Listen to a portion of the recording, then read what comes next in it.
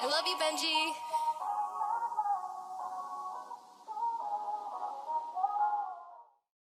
Pain nearly tore my mind, but if you ask, I'ma always say I'm more than fine. And yo, I'm trying to be the hardest if we're talking rhymes. Got taught for days and weeks and every pillar was prescribed. SSR rise, trying to balance out a borderline. Check your close ones, cause I never really saw the signs. Way back when I wasn't even stepping solo. Had my close friends, we weren't even repping postcodes. The love stayed strong, we kept it certain like the goalpost. Every single day, posted with my bros, but times changing, yo, I had to start isolating, had to separate and really deal with all of my frustration. It's kinda crazy, man, I never saw no signs of aging, man. Resilient, the way it kept me going, quite amazing. And if you see me, man, I'm always slider stepping. Niggas know Swiss, he never steps with any weapons, but I know a couple wingers get it rapid like Lennon.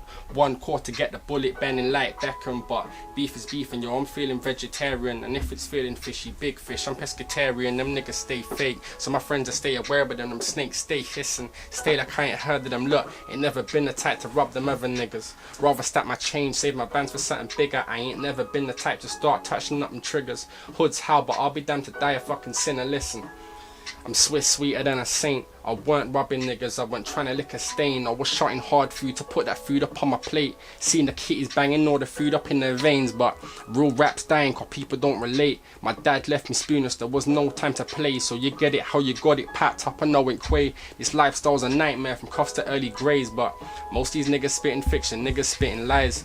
They ain't never thrown up conch by no county lines. Never seen it, now the what doing with the rhymes. Cause I kept my eyes on the prize, guess it's no surprise. Call my mommy raised a soldier, bare open wounds cause I ain't never got no Trojan, man. It's more to why I'm burning on the weed and never sober. Never crumble cause that pain it only made me colder. Listen, Swiss, I might have to redo.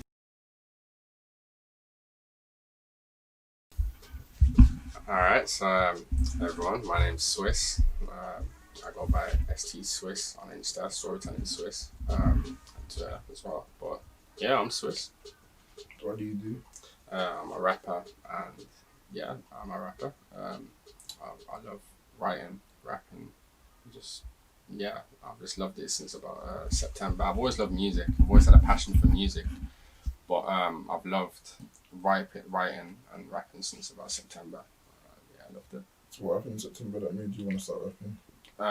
I used to go around in cars every day. I wasn't really in Brum. I moved out of Brum, and I used to go around in cars every day, all day.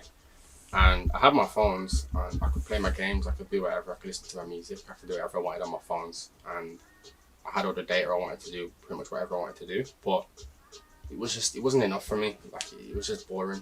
And in my head, when I was going around, I had these little lines in my head, like I would just keep going over, and then I would see different stuff and I'd say, all right, cool, it's a tree, it's a bird. And I'd just start rhyming different stuff. And it was crazy. Like, I remember my first couple of lines actually. I started writing music in the T. At first I described what I could see from, I can't say the next couple of words, but from something taken to squirrels in the tree. This music is my therapy for what it done to me.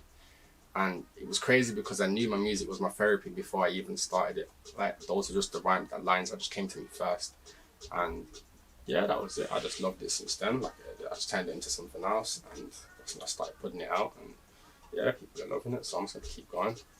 When you say music therapy, what do you mean? Music is my therapy, as I've had a lot of bad experiences in my life. Like there are a lot of bad experiences, but with music, it did help me figure out a lot of my emotions, what was going on. It helped me forgive some people that did me wrong just with music. Like I was just writing stuff down, starting to understand other people before I even understood myself. And it helped me go back to my childhood and what happened with me and certain stuff with my brother and the family. Like it made me more understanding of people as a whole. So then, yeah, I used it to just get better, more positivity, everything. It's crazy. You know, when you music, you talk about mental health, can you shed some more light on that? Yeah, last year I got diagnosed with borderline personality disorder, depression and anxiety. So I was on some medication for a while. I was on SSRIs, which are selective serotonin reuptake inhibitors. And with that, I was on them for a couple of months. Like I had quite a different bunch of meds. I was on SSRIs, PRNs, benzodiazepines to help me sleep. I was on a bunch of different meds. but they were making me worse in the end. Like after a couple of months, like I was always writing stuff in my diary. I wasn't a diary writer, so when I was looking back on my diary and looking back on the stuff, like I seen how bad my mental health was, and once I seen it, I stopped taking my medication. Like I just stopped. Like my mom told me, hey, you need to get back on the meds because you're gonna get worse. But that means I just had a point to prove at that point.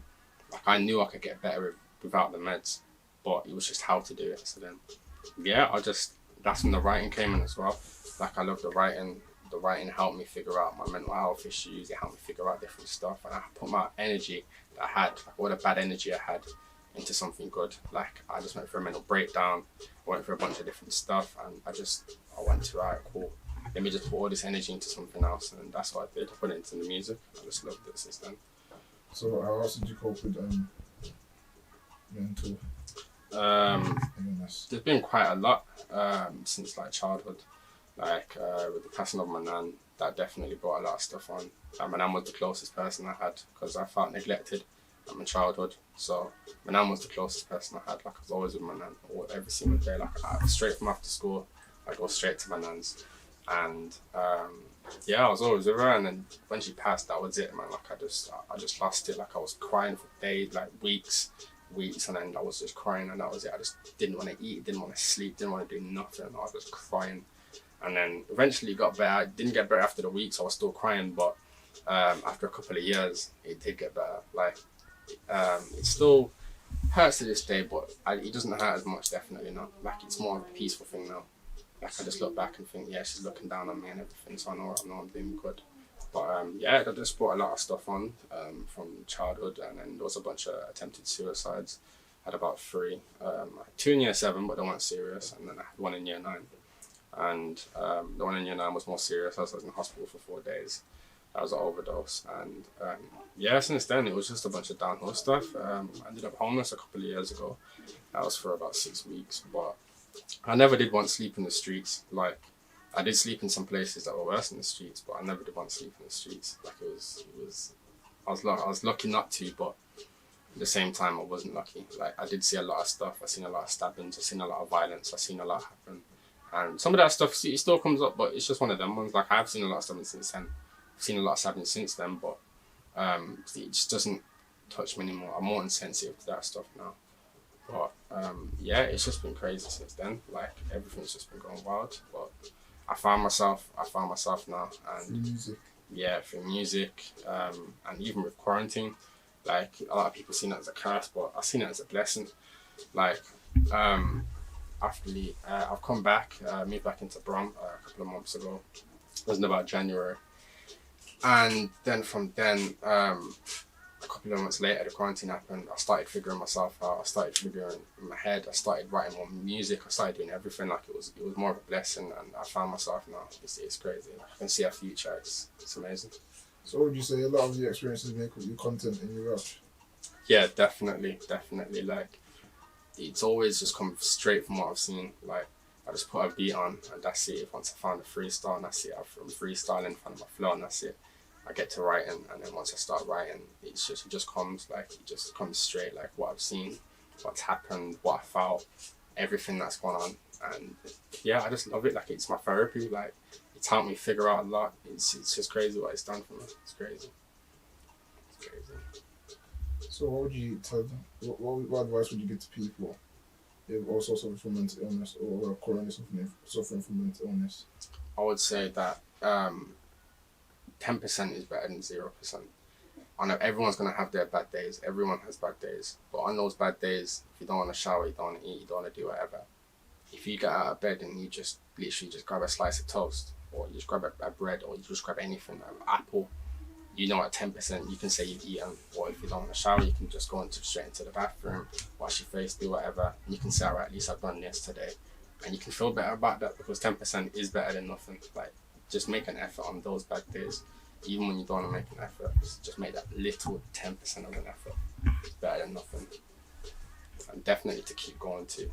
Definitely to keep going. Like, there'll be days when you look back and you'll say, yo, I'm so thankful I'm here. Like, you will say, I'm so thankful I'm here after. Like, it's crazy. I can look back and definitely say, I'm thankful I'm here. All the blessings and curses I've had, it's made me who I am today, and I'm really thankful for that. Thank you for that.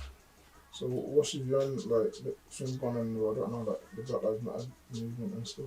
Yeah, it's crazy. Like, it's the light has been shone on police brutality for years. Like, this is nothing new. Like, the sad thing to think about is that racism is the best it's been right now in history for black people, and that's a weird sentence to say because it's now being filmed. Yeah, it's now being filmed. Like, in the right now today, they're killing us and it's getting filmed and everything's getting gone on. But back in the day, there was segregation, there was lynchings, there was Jim Crow laws, there was everything. And slavery especially, like people were brutally killed. And there's a Belgium, his name's Leopold I, I believe. His name's Leopold I, and he's responsible for the killing of at least 10 to 15 million Congolese people. Like, there was a Congolese massacre. Congolese massacre, and they just killed them all, like brutally cut their hands off, raped them, tortured them, did everything. Like, and that's one of the lesser known things talked about because people would rather talk about Hitler, what Hitler did, and how the Axis powers and everything went against him, how everyone went against him. But there's a lot that isn't shone a light on, like all the stuff that's happened in black history, because they'd rather shove it under the carpet. So with today, yeah, Will Smith even said racism isn't getting better, it's getting filmed. Like, it isn't getting worse, it's getting filmed. Like, it's just, people are actually seeing now what's happening, and black people are now saying, yo, we cannot stand, you just can't stand for it anymore. Like, in the past, it's happened, it's gone on for a couple of months, and that's it, everyone's lost interest. But for now, everyone's actually taken an interest. I think quarantine actually had a lot to do with it now, because people are more indoors, they're seeing stuff on their phone, seeing stuff on TV. Like, America is absolutely crazy right now. It's absolutely crazy. Like, the amount of racism and the amount of people that are being hung over there right now and everything, it's disgusting. And one even sadder case to think about is Breonna Taylor, who was an EMT. She was a first responder. And the police executed a warrant on the wrong address. It was the house next door, but they executed it on Breonna's address. And they've barged through the door, and you know what I'm saying, they've gone through, and her boyfriend has come out and he started shooting because he thought he was getting a home invasion, like he thought he was getting burgled or something. So then they've now gone in, they've shot Breonna Taylor 8 times and they've killed her. And she was an EMT first responder. She was literally just, that's it, she was just there. And she got killed for no reason because they even did it on the wrong address. Like, it was I think they did it on a drug warrant, and they did it on the wrong house, and their boyfriend got charged with the murder. And that's just injustice, man. Like, it's disgusting to think about what's happening right now. It's disgusting to think about what's happening right now. But at least people are now seeing it. They're seeing it for what it is. And there's even a lot of white people that are seeing it for what it is. And it's happy to think about. Like, it's happy to see that right now people are seeing it. They want change. They want this. They want that. And it's about time. Like, it's not people against white people. It's not people against anyone. It's just everyone against racism at the end of the day. Like, we just can't stand for injustice anymore. We just can't stand for it. You know, these case studies that you're mentioning, how they happen in America. Do you think it happens down here in Britain too? Definitely.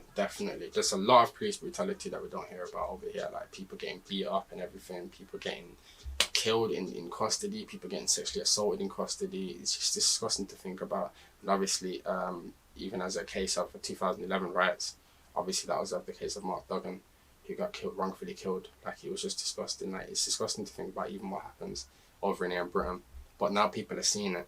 They want change. Like, there's protests, and it's amazing to see everyone's coming together to do it. Like, and it's sad to think about, because now that people are seeing it, it's like, I don't know, it's just really sad to think about that. Now that people are seeing it, it's just, the police, they're not owning up to it. They're not coming out and saying, all right, cool, we've done this. We need to serve justice as we are the upkeepers of justice. It's like they're above the law at this point. But that needs to change. Like, people need to see it for what it is, and that's what's happening. So police need to get the justice they deserve. People need to get the justice they deserve. So on that note, we're talking about how we learned about Hitler and the Axis. Are you being critical of education in the UK? Definitely. Like, What's your views on the education system? Definitely. Like, if more people were taught about black history, what goes on in the UK, what's happened, and why we are in the positions we are in today. Like, I used to think, all right, black people are the reason why we are, like, we do whatever. But that's not the case at all. Like, systemic racism exists. Like, that's why black people are more likely to be all in a crowd. Like, if you was to see it in different areas, like if you think about the Zouds, think about Newtown, you think about Handsworth, think about different places, it's just a bunch of black and ethnic minorities. That's it. You only find them in specific places. Whereas Sutton Coldfield. Yeah, it's certain, but a place like Sutton Coldfield, it's mainly white people. Like the systemic racism exists, and like black people are at a disadvantage at this point. Like they are at a disadvantage. Like we're 40 times more likely to be stopped and searched, everything like that. We're more likely to be incarcerated because of different stuff. It's just disgusting to think about, and it's about time that people are taught black history, what goes on. We're not taught about different stuff in Birmingham, about why the Johnsons and the Burger Bar Boys originally came together. Why it was originally created to fight white supremacy in Birmingham, and once the white supremacists got rid of, the Yardies came over, and once the Yardies came over, they got rid of them, and then that's when they split up. Like it was originally created to battle white supremacy, and I wish more people knew that. If we came together and we battled the one big problem, we could all live peacefully, and that would be it. We wouldn't have to live in fear. A man doesn't have to think about, oh man, he's gonna stab me for no reason, he's gonna do this, he's gonna do that. Like, if we're taught more stuff about our history, we can definitely change the future. We can definitely change the future, no doubt about it. What's your biggest fear? My biggest fear is, I would say it's losing my mum, to be fair. I'd say it's losing my mum. Like, I've loved her to bits. Like, she's always been there for me since I was a kid. It's not always been great, but she's always been there at least. And, yeah, I'd say my greatest fear is losing her. If I was to lose her, man, I don't know what I'd do. I think I'd lose myself. Like, it's crazy, but no, I'm happy she's here, so I don't have nothing to fear yet. Well, yeah. How do you think you're going to give back? How do you think you can give back? Man, tell your family, like everyone in the community. So I think you have a talent. Yeah, with giving back, I can definitely raise awareness on different mental health stuff. Like, I've got a bunch of different raps coming. Like, I'm just waiting to go studio, make a couple of videos, and I see everything's dropping. Everything's dropping. Like, there's a bunch of different stuff. I got a bunch of different stories. I got everything ready. I'm waiting for everyone. But once I get it into everyone, I can just give it straight back. People can understand. People can say, oh, okay, I don't need to think about this. I don't need to think about that. I can live this. Like, it's just experiences that I've learned from, and that's made me a better person today, that I can give back to, like, to the community, to people, to learn about different stuff, to keep going with the way they're doing, just do everything. So what would you say, how do we change? You know how you're talking about changing, like, because the protests are mainly happening in the big ones happening in America, how do you think we can change Birmingham? I think we can change Birmingham by, with the people that was the protesters. Like, the protesters are amazing. Like, it was great. They went out there, they made their march, like, they made their moves. And at this point, it kind of seems sad because it seems like the government are ignoring it. But if we keep doing it, they're going to have to take a stand at some point. Like, they're going to have to do something about it. Like, we just can't keep lying down. We can't just keep doing this, keep doing that, let it go on. Like, if we make a change today, and tomorrow, and the next day, and the next day, there'll be change for the future. There'll always be change for the future. If we keep trying to make change, there'll always be change. We just can't give up. We just cannot give up at all. Or is that your message to the youth? Definitely. My message actually to the youth is just focus on you. Like, focus on you. Don't be worried about anyone else. Don't be worried about this. Don't be worried about that. Don't be thinking, oh man, if I don't have these £200 Jordans or £300 Jordans, oh man, I'm dead. Worry about you. Worry about what you want. Like, don't just think about what you want other people think you want. Like, it's just focus on you. Do whatever you want for you. Live for you at the end of the day. That's my message for the youth. Really show them when you're rapping that. Yeah, definitely. Let's go. How loud do you want it? You got it, alright.